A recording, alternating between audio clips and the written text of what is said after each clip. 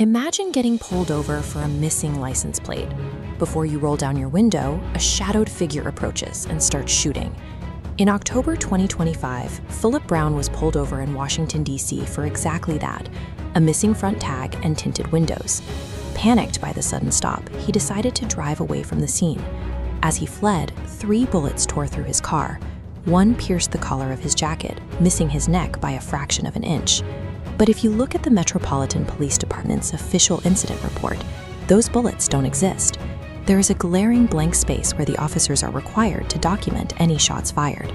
4 days later in court, an MPD officer testified under oath that a team leader had explicitly ordered him to leave the gunfire out of the paperwork entirely.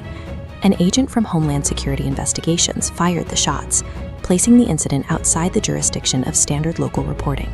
This missing paperwork exposes a dangerous legal loophole. Heavily armed federal agents are patrolling local streets, enforcing local traffic laws, and operating almost entirely outside the boundaries of civilian oversight. This jurisdictional overlap traces back to the summer of 2025. The president declared a crime emergency and flooded the district with federal resources. Today, Washington, D.C. is patrolled by over 30 different law enforcement agencies, creating a chaotic web of competing authorities.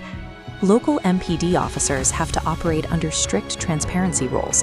They are required to wear body cameras, they are banned from engaging in high-speed pursuits for minor infractions, and they must clearly identify themselves to the public. Federal agents, like those from Homeland Security or the U.S. Marshal Service, follow a completely different playbook. They rarely wear body cameras, and they frequently obscure their faces with balaclavas while on patrol. This creates a dual badge loophole. You can have 2 officers riding in the exact same patrol car, pulling over the same driver, but operating under contradictory laws. If the local officer uses force, the department generates a public report and releases camera footage. If the federal agent pulls the trigger, the paperwork is locked down and their identity is shielded. The consequences of this loophole are already playing out. Take the attempted arrest of Delaney Martin. This map shows the exact route of that incident. A U.S. Park police officer climbed into the back seat of Martin's car while the engine was running. When Martin drove away, the officer fired 5 times into his back. Because the federal officer wasn't wearing a body camera, investigators had to piece the high-speed chase together entirely from footage of local MPD officers trailing behind. In another incident, a U.S. Marshal shot and killed 43-year-old Julian Bailey. Months later, his widow stated she still hadn't received a clear explanation from law enforcement about why her husband was killed. And in Phillip Brown's case, prosecutors offered him a plea deal the night before his preliminary hearing. They pressured him to accept a misdemeanor charge before his defense attorney was even allowed to view the lockdown MPD footage of his own shooting.